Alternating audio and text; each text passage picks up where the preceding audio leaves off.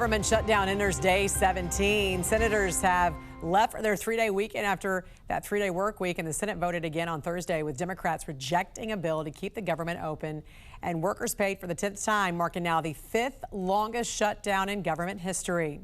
Joining us now to discuss is Chairman of the Republican National Committee, Joe Gruters. Good morning to you, sir. Welcome to the National News Desk. Hey, good morning, Jan. Thanks for having me on. Of course. Is this now a game of just who blinks first, and what happens the longer this drags out? Well, listen, it's not about blinking. It's about these poor workers out there and people that rely on the federal government for services and them missing their paychecks, missing their services. We're now in day 17. The Democrats have voted 10 times to keep the government closed, and the real victims are all these people that rely on the government for these various things. And it's just unfortunate the Democrats have to vote to get the government back on, and we're hoping that happens soon. Chairman, which party do you think is going to see the most impact from this shutdown when it comes to state and local elections this year? Well, listen, I don't think it's about politics or elections. I just think it's about the victims, and it's about the federal workers. It's about our armed services. It's about the veterans benefits. It's about seniors that rely on these services from the federal government.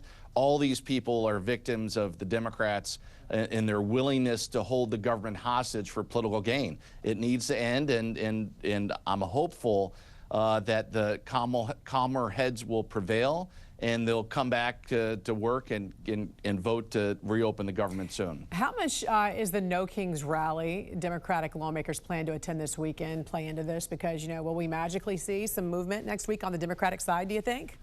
Well, listen, what you keep on hearing is the Democrats are beholden to their left-wing base, and that they want to have this rally first before they come to the negotiating table to vote to open the government back up. And when you hold the services from veterans and from law enforcement officials and from Border Patrol officials to play political games, it's wrong. And but yes, I think that's what you're hearing out there is maybe there will be some movement as a result. But it just goes to show you that they're beholden to the left-wing extreme segment of their party. What elections are you specifically keeping a close eye on right now that you feel could be representative of what we could see in the midterms?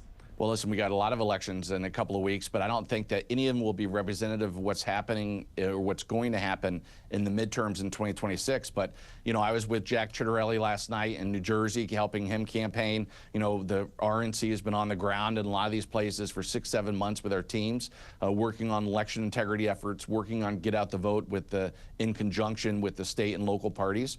We think we have some momentum out there, and specifically Jack Ciattarelli, doing an absolute phenomenal job once again to try to build momentum.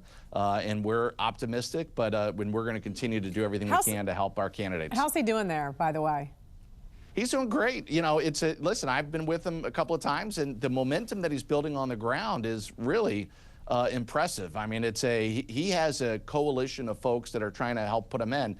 And because for one, I think he's a great candidate. On the other side, I think Mikey Sherrill's been a terrible candidate. I think she's made one mistake after the next. I think Jack has taken advantage of that, and I think we have a real opportunity maybe for a pickup there.